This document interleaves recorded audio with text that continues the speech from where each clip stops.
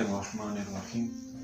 एक चीज़ जिसके तजर्बे से अक्सर हमारे बच्चे गुजरते हैं, एक आदाद व शुमार के मुताबिक 90% बच्चे अपनी तरबियत के दौरान बिलखसूस 14 साल की उम्र तक मुख्तलिफ अक़साम के डर का सामना करते हैं।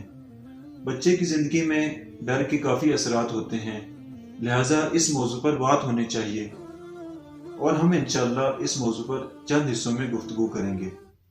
पहला नुक्ता ये है कि डर उन हवादिस के मुकाबले में एक ऐसा फितरी रद्द-ए-अमल है जो इंसान को पेश आते हैं। मिसाल के तौर पर अचानक एक ऊंची आवाज़ हमारे कानों से टकराती है तो हमारा उस पर एक ख़ास रद्द-ए-अमल होता है। वो फितरी रद्द-ए-अमल जो हमसे सादिर हुआ डर है। या फ़र्ज़ करें जब एक वहशी हैवान जो हमारी तरफ आ रहा हो तो हम उससे डर कर भाग जाते हैं। ये एक फितरी रद्द-ए-अमल है जिसे डर कहते हैं। इसी डर के बारे में इमाम अली अलैहिस्सलाम फरमाते हैं कि डर का समरा इंसान के आराम और सुकून का मुहाफिज है।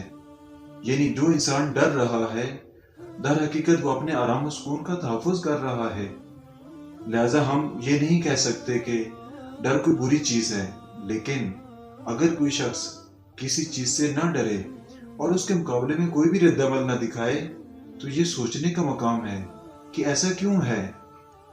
जब तक बच्चे अकली और फिक्री रुश्द तक नहीं पहुंचते तब तक वो डर का एहसास नहीं करते।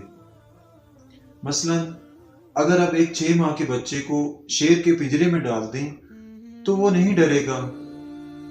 उसकी वजह यह है कि वो अभी तक डर को दर्क करने के मरहले तक नहीं पहुंचा कि उसे पता चले कि यह शेर खतरनाक है, मुमकिन है वो उसे नुकसान पहुंचाए।